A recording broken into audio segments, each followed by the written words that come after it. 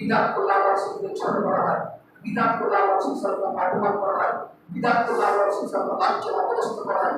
তো আপনি আল্লাহ রাসূলকে লাঞ্ছনা করে, আপনি আল্লাহ রাসূল সাল্লাল্লাহু আলাইহি ওয়াসাল্লাম করে আপনি কিভাবে আপনার নাসিহা, আপনার কিভাবে সুপারিশ গ্রহণ করতে চান?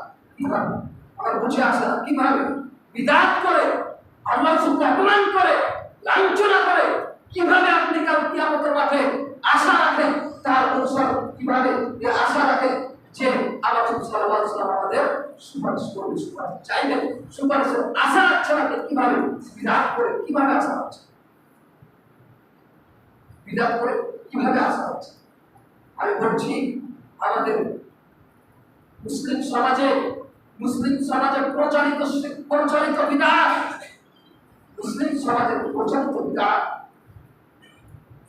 আল্লাহ সুবহানাহু ওয়া তাআলা সূরা হাসর ৭ নম্বর আয়াতে বলেছেন, 49 নম্বর সূরা 59 নম্বর সূরা 7 নম্বর আয়াতে আল্লাহ সুবহানাহু ওয়া তাআলা বলেছেন, ওয়া মা আতাকুমুর রাসূল, রাসূল তোমাদেরকে যা দিয়েছেন তোমরা তা গ্রহণ করো। ওয়া মা আতাকুমুর রাসূল ফাখুযুহু, রাসূল তোমাদেরকে যা দিয়েছেন তা তোমরা গ্রহণ করো। রাসূল তোমাদের যা দিয়েছেন মানে আল্লাহ রাসূল যা বিধান নাযিল করেছেন, যে সমস্ত বিধানগুলোকে তিনি চালু করেছেন, যে সমস্ত বিধান করতে বলেছেন, আদেশ করেছেন, যে সমস্ত বিধানগুলো সাহাবায়ে কেরাম করেছেন, আমলে পরিণত করেছেন, যে সমস্ত বিধানগুলো তাবেঈদের মধ্যে ছিল, এই সমস্ত বিধানগুলো আল্লাহ রাসূল করতে বলেছেন যে কি করো? ফাখুযুহু, তোমরা গ্রহণ করো। ওয়া মা আতাকুমুর রাসূল ফাখুযুহু ওয়া মা নাহাকুম আনহু ফান্তাহু ওয়া মা নাহাকুম আনহু ফান্তাহু।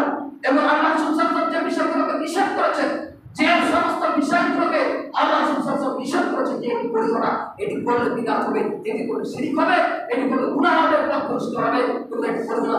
ফান্তাহু, তোমরা বিরত থাকো। যেগুলো নিষেধ করেছেন এগুলো থেকে বিরত থাকো।